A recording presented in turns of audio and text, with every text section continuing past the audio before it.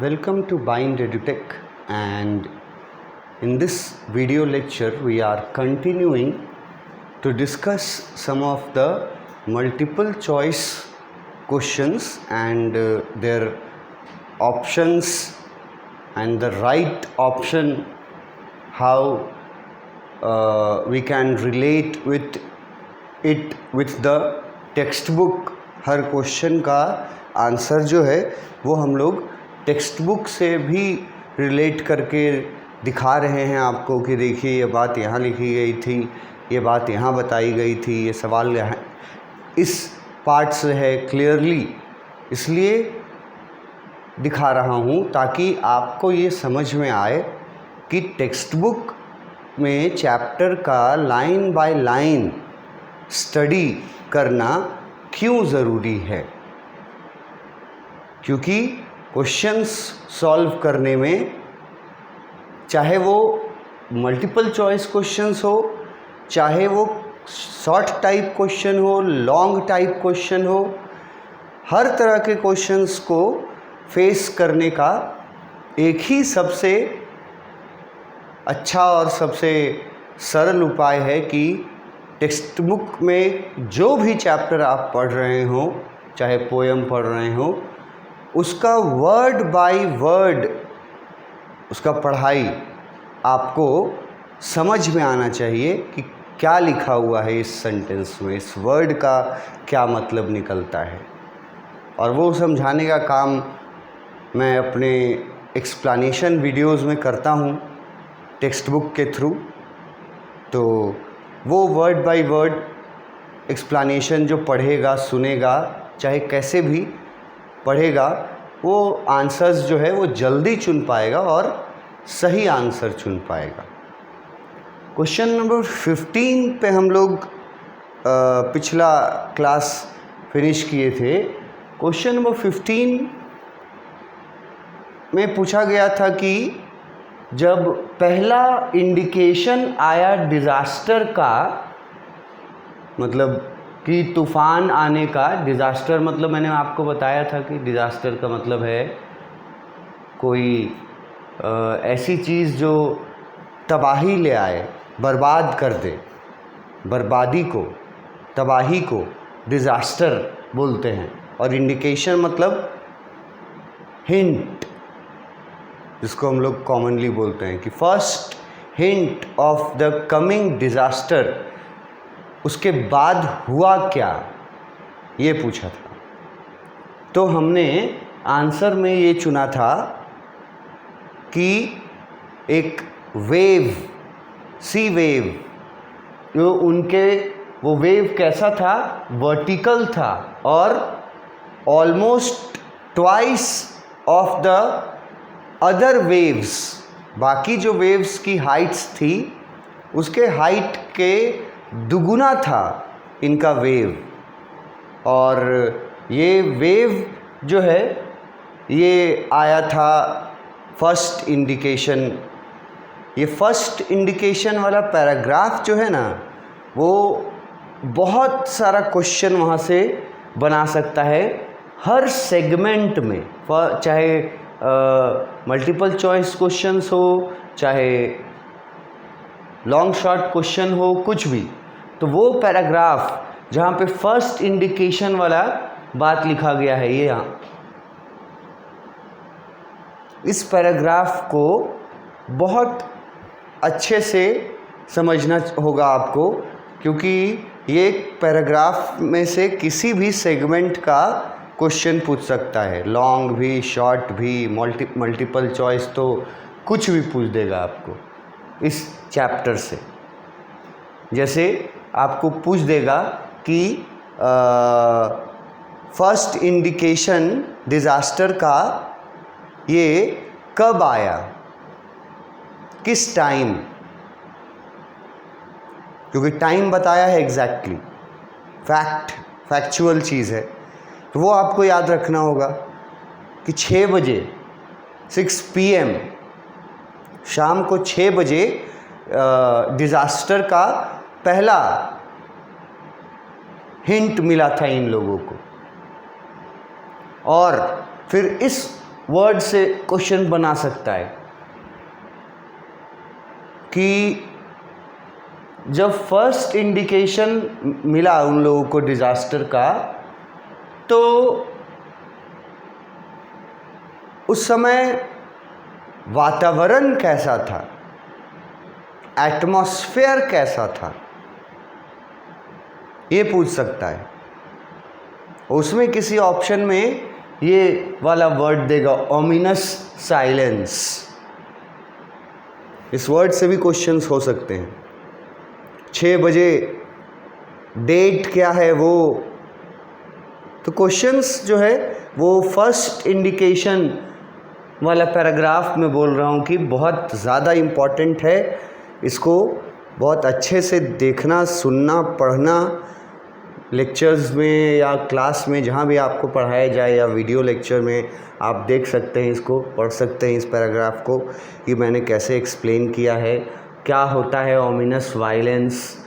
उसके बाद फिर ये सब जो लिखा हुआ है ना, wind dropped, sky immediately grew dark, the growing roar and an enormous cloud toward aft of the ship, ये सब से बहुत सारे क्वेश्चंस बन सकते हैं।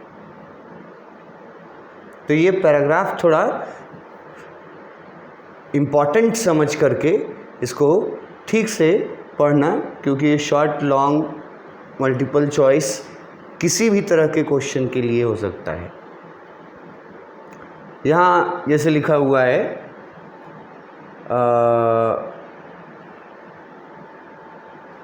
जो हमारा आंसर वहाँ है, perfectly vertical wave twice the height of the other waves. जो हमारा आंसर वहाँ ऑप्शन में दिया गया था वो यही लिखा हुआ था कि पहला डिज़ास्टर का पहला साइन आने के बाद एक ओमिनस साइलेंस फैल गया, मतलब एक ओमिनस साइलेंस उसका हाईलाइट किया। क्यों इम्पॉर्टेंट है, आपको उसका एकदम किसी हालत में मतलब याद रखना है। वो साइलेंस जो आने वाले तबाही का संकेत देता हो, उसको ओमिनस साइलेंस कहा गया है।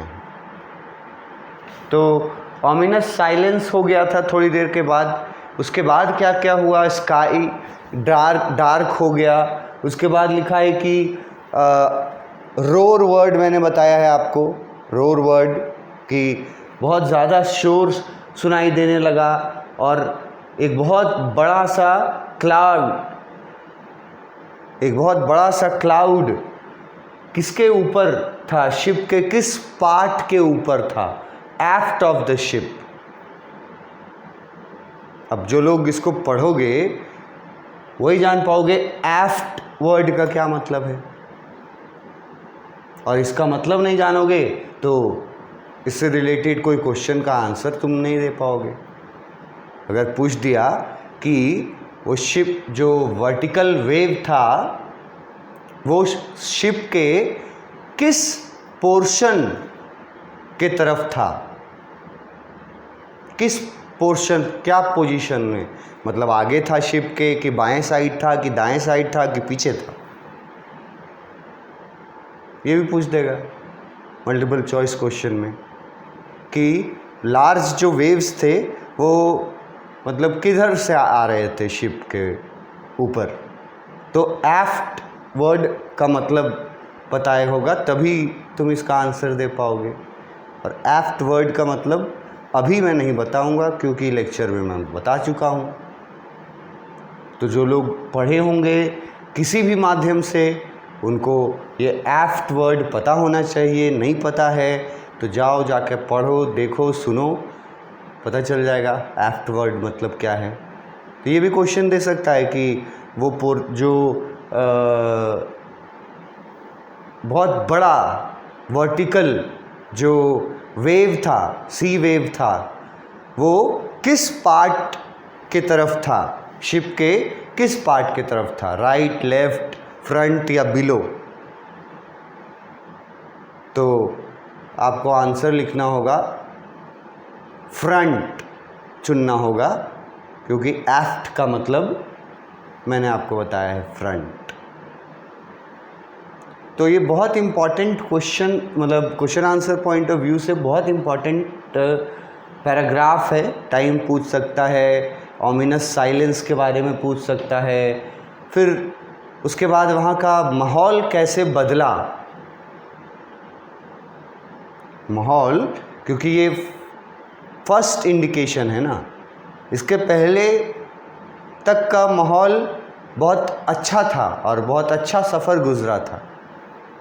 यहाँ से इनका सफ़र में परेशानियाँ आनी शुरू हुई, जो इस पैराग्राफ में पूरा डिस्कस किया गया है कि क्या क्या हुआ।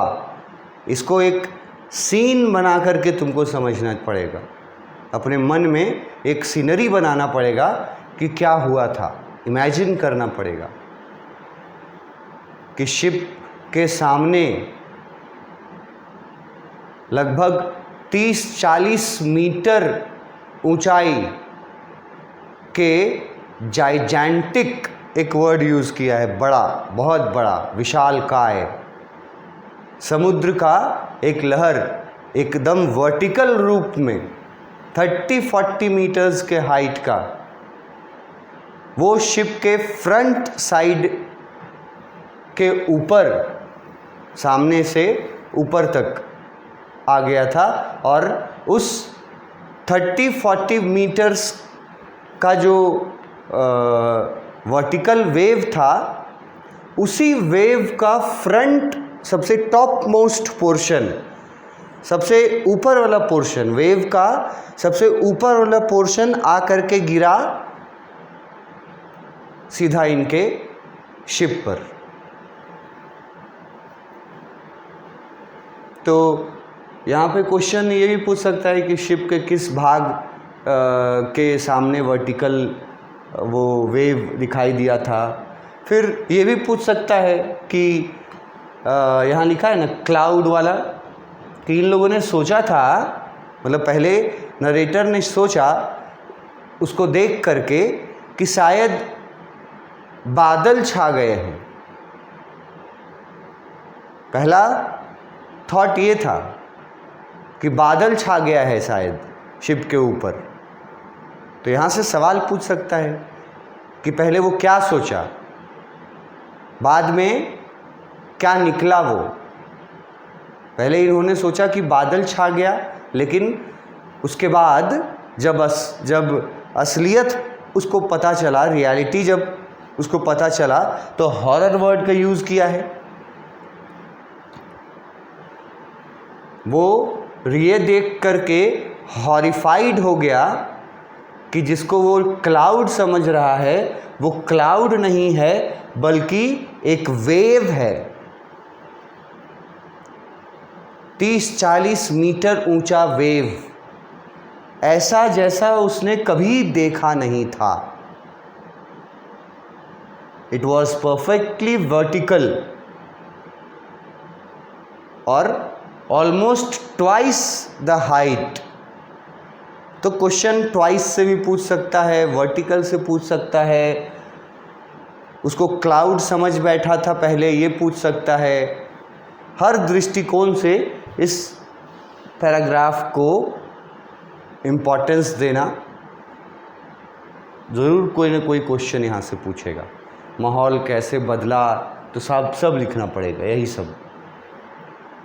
तो इस पैराग्राफ के में जो एक्सप्लेनेशन के जो पॉइंट्स दिए होंगे, वो आपको आंसर्स लिखने में मदद करेंगे। अगर कोई शॉर्ट क्वेश्चन या मीडियम 3 मार्क्स का, 2 मार्क्स का, 4 मार्क्स का क्वेश्चन पूछता है अपने अपने बोर्ड के अनुसार, तो ये पैराग्राफ बहुत इम्पॉर्टेंट है। फर्स्ट इंडिकेशन वाला पैराग्राफ, लाइन बाय लाइन आपको याद रखना चाहिए। इसी पैराग्राफ से ये हमारा क्वेश्चन दिया हुआ था, जिसका आंसर ये वर्टिकल वेव वाला दिया गया। नेक्स्ट क्वेश्चन है question number 16। What did they do to slow down the boat in the storm? जब तूफान में, समुद्री तूफान में उनका बोट फंस गया तो उन्होंने बोट को स्लो करने के लिए, बोट के स्पीड को स्लो करने के लिए क्या किया था? अब टेक्स्ट बुक में इस पार्ट में तुम पढ़े रहोगे तभी तो तुम इसका आंसर दे पाओगे या सही आंसर और जल्दी चुन पाओगे। इन्होंने शिप के बोट को स्लो करने के लिए, शिप के स्पीड को स्लो करने के लिए क्या किया? पहले मैं आपको टेक्स्ट बुक में लाता हूँ कि ये कहाँ पे है। टेक्स्ट बुक में स्लो करने के लिए इन्होंने क्या किया था, ये याद रखना कि ये जो डिज़ास्टर जो था उसका डेट 2 जनवरी, टाइम 6 PM, 2 जनवरी 6 PM, उसी समय ये डिज़ास्टर वाला घटना हुआ था, मतलब ये तबाही मची थी इनके ये में। तो पूछा है यहाँ कि क्वेश्चन में कि शिप के स्पीड को कम करने के लिए इन्होंने क्या किया। यहाँ देखो इस पैराग्राफ में यहाँ बहुत क्लियरली लिखा हुआ है, मैंने जब ये पार्ट पढ़ाया होगा, सॉरी, यहाँ लिखा हुआ है to slow down the boat, to slow the boat down we dropped the storm jib and lashed a heavy mooring rope in a loop across the stern।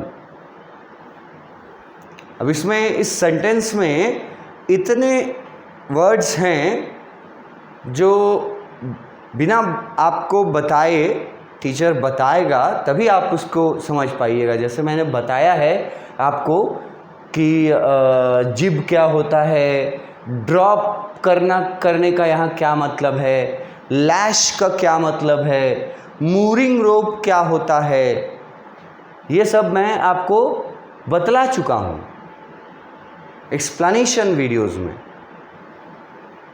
अभी तो मैं सिर्फ क्वेश्चंस को दिखा रहा हूँ कि देखो कहाँ से क्वेश्चन कैसे कैसे पूछता है बीच बीच से, एकदम टेक्स्ट बुक से उठा के। तो क्वेश्चन पूछा कि स्लो डाउन करने के लिए क्या किया उन्होंने, यहीं लिखा हुआ है drop the storm jib and lashed a heavy mooring rope in a loop across the stern. अब देखो आंसर में कहाँ इससे मिलता जुलता तुमको ऑप्शन मिलता है। फर्स्ट है स्टॉप्ड सेलिंग, कि बोट के स्पीड को रोकने के लिए उन्होंने सेलिंग करना बंद कर दिया। सेलिंग मतलब होता है जैसे ड्राइविंग वर्ड हम लोग यूज़ करते हैं गाड़ी के साथ, वैसे ही सेलिंग वर्ड यूज़ करते हैं शिप के साथ। तो ड्राइविंग लेके समझो सेलिंग। तो ऑप्शन में लिखा है कि उन्होंने सेलिंग करना बंद कर दिया। बी में लिखा है drop the storm jib and lashed a heavy mooring rope. अब देखो जो स्टूडेंट उस लाइन को पढ़ा रहेगा ना, वो स्टूडेंट इसके बाद वाले ऑप्शंस को देखेगा ही नहीं, क्योंकि उसको याद आ जाएगा कि ये लाइन लिखा हुआ था वहाँ पे और मैंने वहाँ एक्सप्लेन किया था कि इसका मीनिंग क्या निकलेगा। यही वर्ड वहाँ लिखा हुआ था कि शिप के स्पीड को कम करने के लिए उन्होंने जिब, स्टॉर्म जिब को ड्रॉप कर दिया, गिरा दिया, ठीक है। लैश्ड अ हेवी मूरिंग रोप, ये भी वहीं पर टेक्स्ट बुक में भी आपने देखा कि लिखा हुआ था। ये वर्ड्स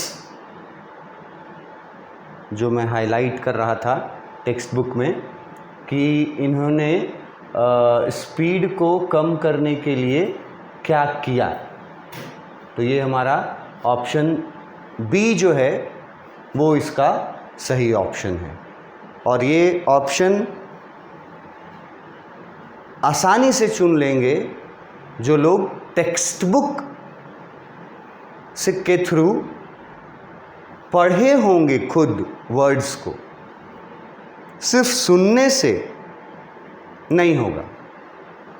कि टीचर बता रहा है कि उन स्पीड को कम करने के लिए उन लोगों ने अपने स्टॉर्म जिब को ड्रॉप कर दिया,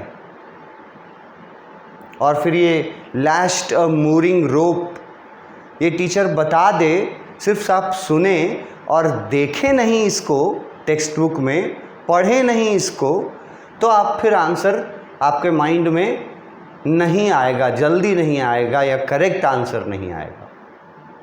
वो तब आएगा जब आप पूरा टेक्स्ट बुक पढ़े रहेंगे।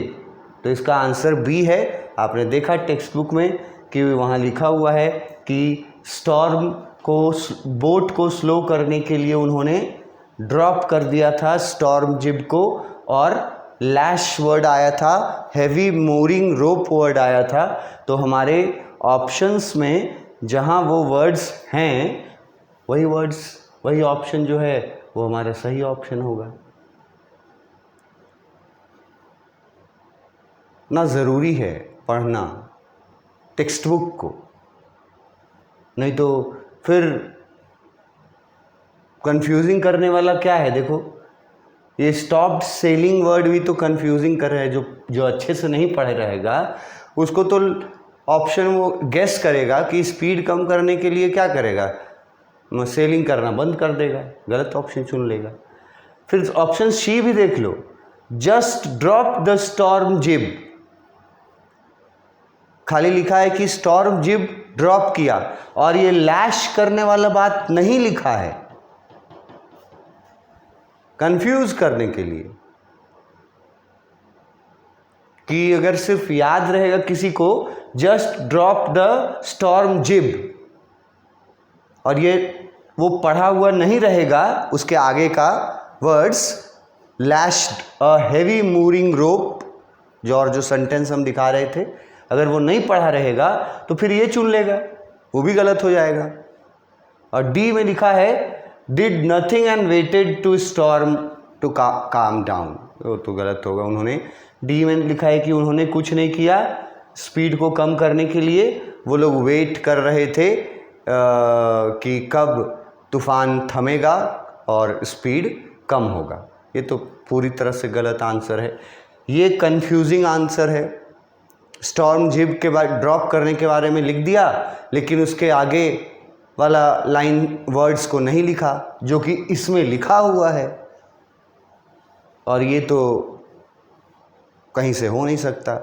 तो ये जो वर्ड्स हैं जो आपको टेक्स्ट बुक में पढ़ने के लिए दिया गया है, वर्ड्स, लाइंस, ये कितने हेल्पफुल होते हैं आंसर चुनने में, जल्दी भी और सही भी। अब जिसको लैश्ड और मूरिंग वर्ड नहीं पता रहेगा, नहीं पढ़ा होगा, वो बोले तो गलत आंसर चुन लेगा, या तो सी चुन लेगा या तो ए चुन लेगा। जो डीपली पढ़ा रहेगा उन वर्ड्स को, वही जो जिस स्टूडेंट को मूरिंग रोप का मीनिंग पता हो, मैंने इसका मीनिंग बताया है, लैश्ड का मीनिंग मैंने बताया है, और वहाँ लूप वर्ड यूज़ हुआ है वो बताया है, स्टर्न वर्ड क्या होता है ये भी मैंने बहुत बार बताया है। लाइन बाय लाइन पढ़ोगे तो किसी तरह के क्वेश्चन में प्रॉब्लम नहीं आएगा, और सिर्फ समरी पे डिपेंड करोगे या सिर्फ सुन करके खुद पढ़ोगे नहीं तो सक्सेसफुल नहीं रहोगे। स्पेशली वो लोग जो लोग अपने आप को थोड़ा मतलब मार्क्स में, ग्रेड में ऊपर रखना चाहते हैं। पास किया जा सकता है सुन करके। बहुत स्टूडेंट जो इंग्लिश बैकग्राउंड से होते हैं वो फर्स्ट डिवीज़न भी ले आते हैं, 60% मार्क्स भी ले आएंगे, 65 भी ले आएंगे, लेकिन अगर आपको और ऊपर मार्क्स आपको एक्सपेक्ट करना है, जैसे मैंने कहा कि 90s में चाहिए आपको कि मेरा 90 से प्लस में रहे, तो फिर आपको वो पूरा जो टेक्स्ट बुक है वर्ड बाय वर्ड पढ़ करके समझना होगा और टीचर के बताने के बाद खुद रिवाइज करके समझना होगा, तब आप क्वेश्चंस का आंसर देने के लिए रेडी रहिएगा। तो ये देखा आपने कि ये एग्जैक्ट वर्ड यूज़ किया है, यहाँ पे कंफ्यूजिंग वर्ड दिया है अधूरा दे करके, तो the answer is answer B. Next class में इससे आगे बढ़ेंगे। Thank you.